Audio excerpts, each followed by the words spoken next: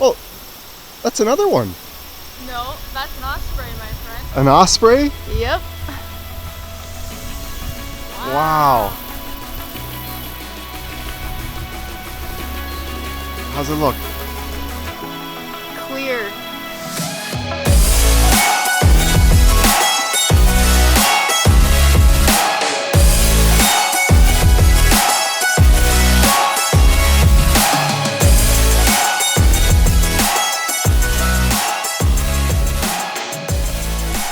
Ready to go for a walk, mister? You know where I'm bringing this? 7-Eleven? 7-Eleven. Found out the 7-Eleven has 50-cent coffee refills, so filling up the big Yeti. And we are bringing these little guys. You remember what they're called? Papilios. Rudy, are you ready to go? Are you ready to go?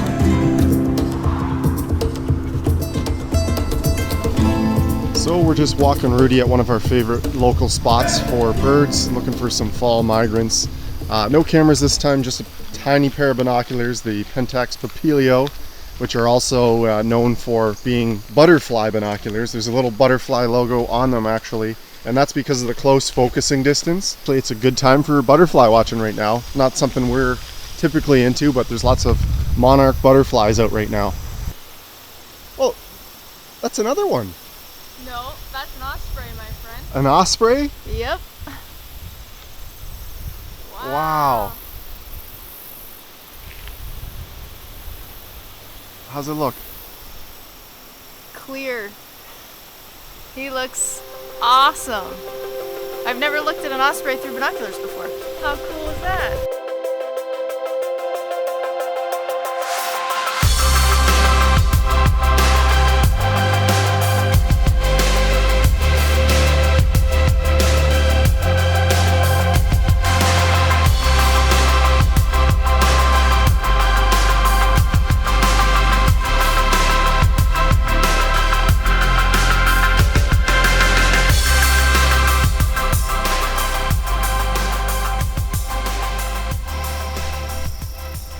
At a new park now. Gonna hopefully see some birds today.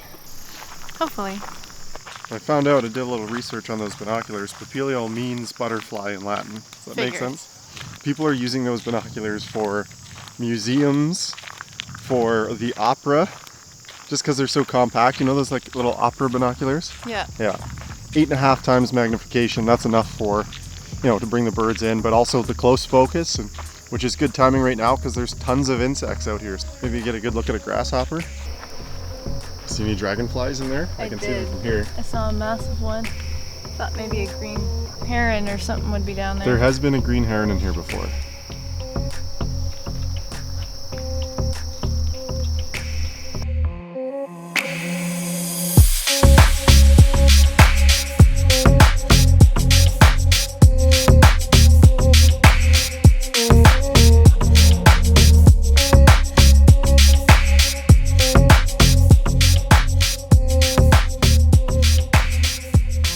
Ashley's gull identification skills are world class. What did we just see? We saw Two gulls with like the black ring around their beak and not a red ring around their beak. Pretty sure it's a ring-billed, or no, I think it was an Iceland gull. Pretty sure it was an Iceland gull. We'll put it on eBird. Yeah, right. Trevor and I took a gull ID workshop through the OFO local chapter here in Niagara, and it was safe to say that we were pretty out of our element. We felt a little discouraged after the meeting and how difficult it actually is to identify gulls and the subtle differences between each kind. So we didn't make it to the gull ID session out in the field, but that's something we'd like to do in the future. Maybe get better at IDing gulls. Do you remember some of the birds we've seen in this spot coming up? Didn't we see was it a great crested flycatcher we saw in here? Yeah, we saw that, and we saw a Cape May warbler. Oh, that's right. So this park is about 5 minutes from our house. Pretty cool to see birds like that so close to home. Just a quick jaunt over. Yeah, Cape May was peak migration. Yeah, it was like May 8th or something.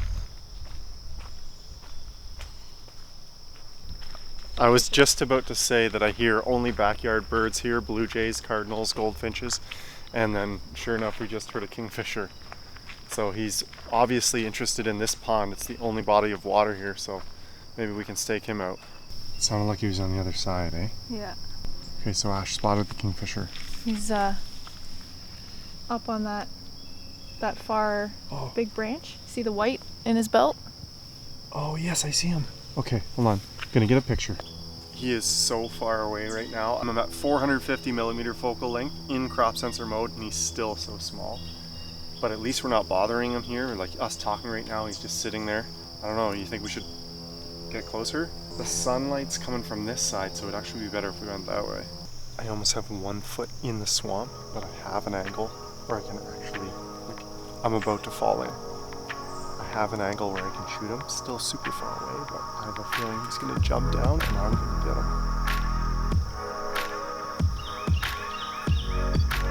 You got him in.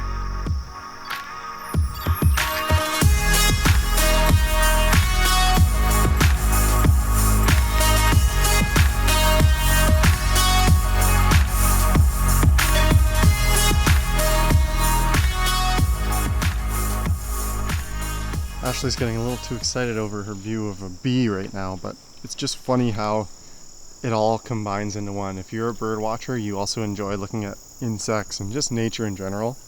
Just when you think you know what a bee looks like, you look at them through high magnification, they look completely different. Really? Yeah. Let me see.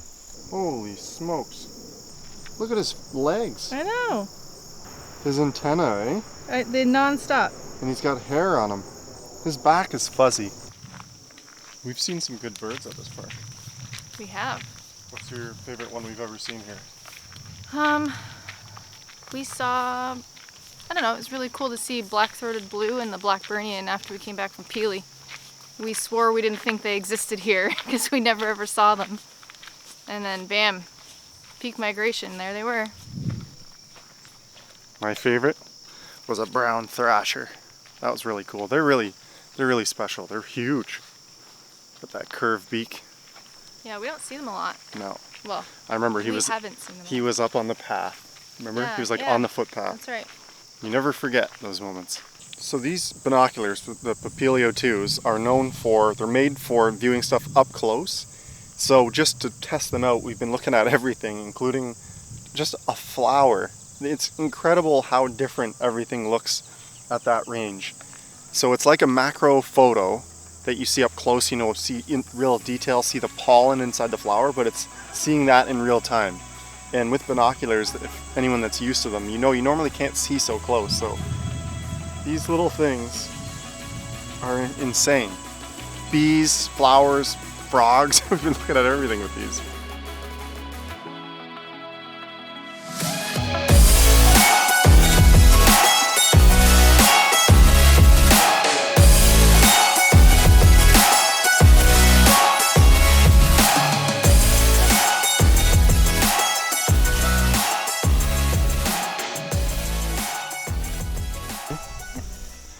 You ever want to know what a plant is? Use the Google Lens app. So, this flower here, boop, giant goldenrod. Now we know, which is a wildflower. Cool, giant We get that goldenrod. in our backyard.